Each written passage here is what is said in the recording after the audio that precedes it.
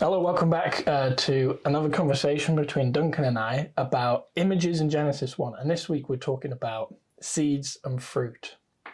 Yeah, Genesis 1 is amazing, and I think it gets ridiculed a lot and probably understood even less. But if you think of the whole Bible story as a great drama, Genesis 1 is the place that sets the stage for all the rest of the action that's going to happen and introduces us to lots of the key characters. And sometimes it does that very explicitly. So in the first verse, in the beginning, God created the heavens and the earth, and you're introduced to God. But also it contains loads of very subtle hints towards how the story will develop going forward. And one of those subtle hints is seeds and fruits. I thought that might be a good thing to look at today. Okay, cool. So how do they feature in Genesis 1, seeds and fruit? Well, they appear at the end of day 3. So on the first 3 days of Genesis 1, God brings order to the chaos. And on the second 3 days, he begins to fill the emptiness. And the end of the first block of 3 days where God is bringing order, suddenly you get this additional item on the end. So day 3, he separates out the sea and the land. And then it goes on to say, and he created plant life. And so in some ways, it's signalling that the narrative is moving from the first 3 days where he's bringing order to the chaos and moving into the second 3 days where he's filling the emptiness. But he actually talks about 3 different types of plants that he makes. So you get the basic grasses, which the animals eat. And then a development from that is that you get seed-bearing plants. So there you're coming up with a system where there is variety and there is sustainability and continuity within God's provision. And then the third type of thing that is created is fruit trees. And that, of course, gives you sweetness and luxury, and you don't have to cultivate it at all. They drop off the tree for you. So seeds and fruit, day 3, and this is like a hinge from creating the world in which life can thrive to actually filling it with life. This is the first bit of life, but also it's not just the first bit of life, but it is a necessary part for other life, for food for the animals and the people. Yes, so by this point in Genesis 1, you don't know anything that's coming after that. You don't know that life is going to be created and people are going to be created. But on one level, at a surface reading, you read it and it's setting the scene for the animals that he'll create on day 6 and the humans that he'll create on day 6. So seeds and fruit, an example of life, but also a life-giving thing as well. Yes, absolutely. It's really interesting when God creates plants that will bear seed, which will in turn grow into other plants. It's like he's investing some of his creativity, some of his generativity into the thing that he has made. So on day 3, he is the one making the plants, but going on from day 3, he will be making the plants through other plants. So the plants will multiply themselves through successive generations. Becoming partners in God's creating work. Absolutely, absolutely. God creating through his creation, carrying on his work by involving what he's already created in carrying forward what he's doing. Yeah, it's really cool. And then how does that theme develop after Genesis 1 in Genesis? Obviously, that will then be leveled up with the birds and the fish, which will fill and swarm. And then you've got the land creatures and the humans, which will also fill and multiply to fill the earth. So on one level, it's just a provision of life and life that will reproduce itself. God creating a pattern where life is passed on across successive generations. But of course, on one level, it's just how you feed the animals and how you feed the people. But actually, seed and fruit are going to become really key themes in the rest of the book of Genesis, and then on out into the rest of the Hebrew Bible and on into the Gospels and the New Testament. Right, yeah. And a seed, we normally think about seed and fruit in terms of plant life. But the way that the word seed is used in the Bible, it's not just something that comes from a plant, but from animals and people as well. Yes, absolutely. You might see in the Bible the word offspring, and it's probably the same. It's the word that's translated seed for plants. Yes, absolutely. So we also participate in this life-giving process. We're partners with God as well. When we have children, we are given the gift of generating life. Mm-hmm. And throughout the book of Genesis, you've got this repeated phrase, the book of generations, and this idea of life and also the promises of God being handed from generation to generation through the seed, through the line of descendants. And then there are all sorts of promises that get bound up with that. So in Genesis 3, when everything goes wrong, God promises Eve that one of her seeds will in the future crush the head of the serpent, this spiritual being represented by a snake that's corrupted Adam and Eve and corrupted through them the whole world. Then when you get into the Abraham promises, the promises are that through his seed will come one who will bless all the nations. So what started off as plants reproducing themselves has become humanity reproducing themselves through successive generations, has become this idea then of God's promises being passed from generation to generation down the line of the seed. Strikes me that the seed is, you were talking about God is giving, allowing us to partner in the generative process of being created in creation through having a seed, offspring. But then also the promises of God rescuing his people from sin is tied up in the seed as well. Absolutely. So not only are you partnering with God in the creation process, but you are playing a part in the history of salvation. Absolutely. A new generation is raised up to carry the promise. So on one level, it's filling the earth and life being passed on from generation to generation. But as you say, once these promises come in about a restored, healed future, that promise then has to get passed down those generations. And the only reason we're here today talking about it is because that has happened, because God's promise has been handed from generation to generation all the way down to us, reading this thousands of years later. Fruit is the other one, isn't it? It's seed and fruit, and it looks like just provision for what the people are going to eat. But as we think about fruit, are fruit trees going to be significant in the next couple of chapters in Genesis? Yeah. There's two significant trees that bear fruit in the garden.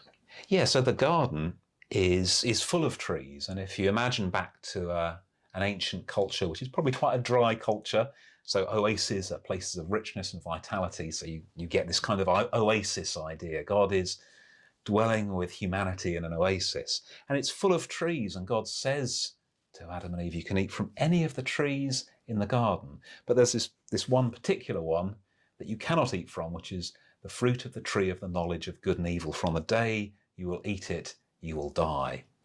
And so on one level, it's about taking hold and tasting and eating this fruit. But behind that is the idea of, do I trust God to define what's good and evil? And the temptation that's brought to Adam and Eve is not to trust in God's goodness, to suspect that God isn't good, and therefore he can't be distrusted to define good and bad for us. So we should try it ourselves and take it into ourselves and take an experiential knowledge of God. But even behind that is the idea that in the ancient world, it was the king that defined what was good and evil, what was acceptable and what was unacceptable. And so by taking a knowledge of good and evil for themselves and becoming the ones themselves who judged themselves whether something was good or bad, they are essentially playing God. And the serpent says to them, you will be like God, by which he meant you are the one who makes the rules, you are the one who makes the decisions around here. Yeah, remembering that phrase, you are what you eat. So seeds are, as we beget seeds, we're giving life that is in our own image. But then fruit is us receiving life from another source. But what kind of fruit we take shapes the people we're becoming. Absolutely. And there were, of course, two trees in the garden. There was the tree of the knowledge of good and evil, but there was also the tree of life. So in Genesis 2, when God made Adam from the dust, that dust idea is very much bound up with mortality. You were taken from the dust to the dust. You will return. So we weren't created immortal. We were created mortal. But the fruit of the tree of life gave us the potential for immortality. And so when Adam and Eve later get thrown out and exiled from the garden, the reason that God gives is so that they cannot take out their hand and take and taste from the tree of life, and thus lock evil and sin and death into creation forever.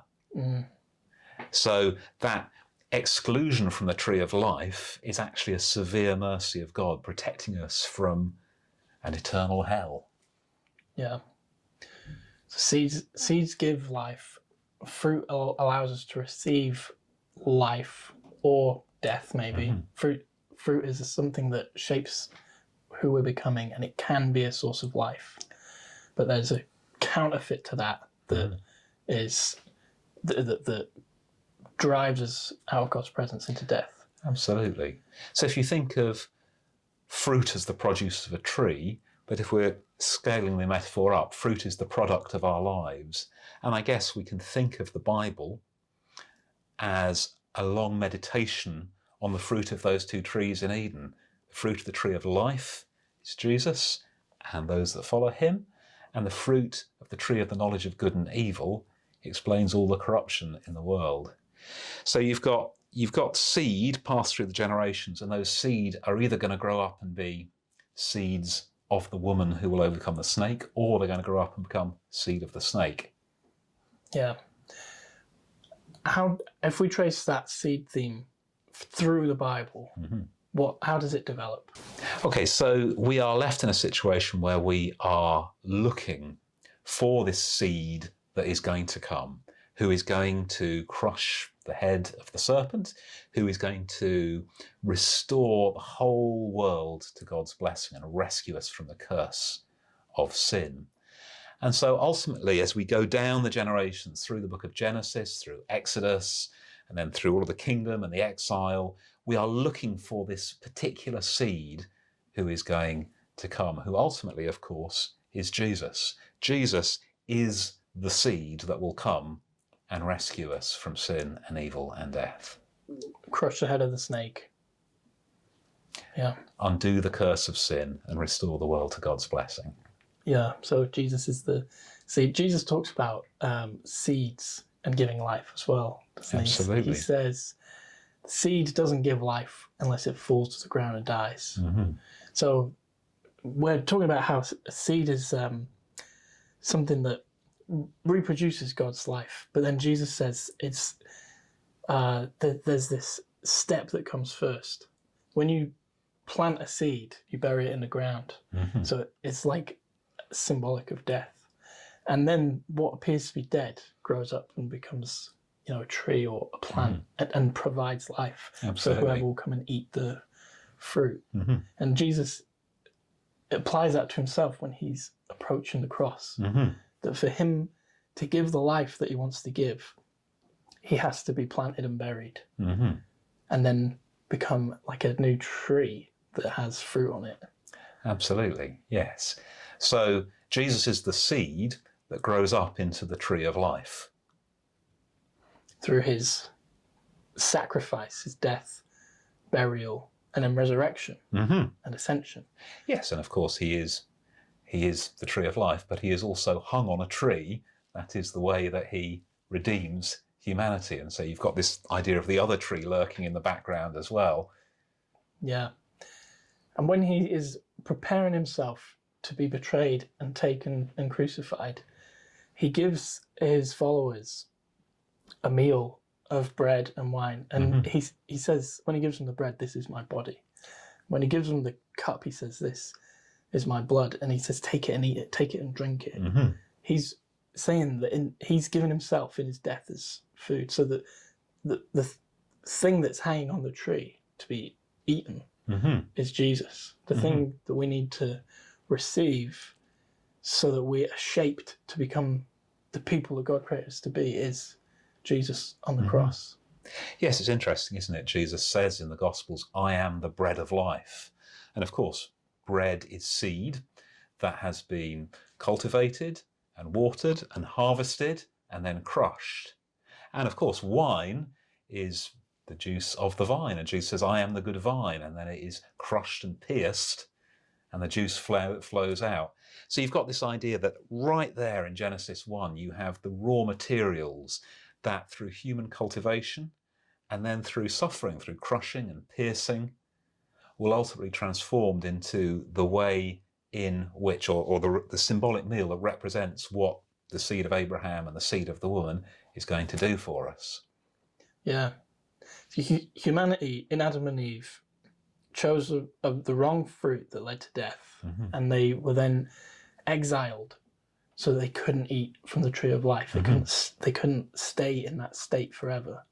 But then Jesus comes to us in our exile and makes himself a new tree of life, and not skipping the death that needs to happen so that sin will end, but creating a way for us to die with him so that the tyranny of sin will end, but then also to have that eternal life that we lost in our wrong choice. Yeah, I mean, the symbolism gets a little bit trippy at this point, but you almost have the tree of life walking out of the garden into the wilderness to meet us, so that we can take that life back into ourselves and it can transform us from the inside out. So actually, ultimately, we can come back into the presence of God as we were always intended to be. Yeah. And we ourselves can then become like the tree of life. As we eat its fruit, we then become people who bear the fruit of God pouring out his life through us. Which is why, of course, Jesus describes the gospel as a seed that gets planted in us that might bear fruit in our lives. Yeah. So what would your encouragement to anybody listening be? I mean, I guess on the one hand, on a very simple level, Genesis 1 is absolute genius. There is so much packed into that story. I mean, if you think about a seed contains the coding and the DNA that can grow a plant, an animal, a human, a bird. And Genesis 1 is like that. So Genesis 1 is worth reading. But then, actually, if you want to become part of this story, if you want to experience the life that God created us for originally, then Jesus is the one who can plant the seed of that transformed life in our heart. If we open our hearts and our lives up to him, he plants his seed in it. And if we'll then cultivate what he's doing in our life by pursuing him, by talking to him, by getting to know him, by being around the community of his people, that seed will grow up and will begin to bear fruit in our lives. Because God's ultimate desire is that we shouldn't be part of the problem, but we should be the seed of Jesus that brings healing and life through the fruit of our lives to the world around us. Yeah. There's a verse in Hebrews 6, I can't remember the verse, but it says, land that drinks in the rain, often falling on it, bears a harvest that's pleasing to the one for whom it's cultivated. And then the next verse says that land that just generates thorns and thistles is in danger of being burnt. Absolutely. And so we are being cultivated one way or the other in what we are consuming and filling our lives with. We are either giving ourselves to the thorns and thistles that will be burnt and we'll be burnt with them, or we're giving ourselves to a God and the purpose he created us for. Absolutely. Giving our lives to become people who generate a harvest that's pleasing to God. Yeah, and that seed of the gospel that Jesus wants to plant into us, if we'll cooperate with the life that it brings, can grow up in our lives and transform us so that we can become the tree of life in a dying world. Amazing.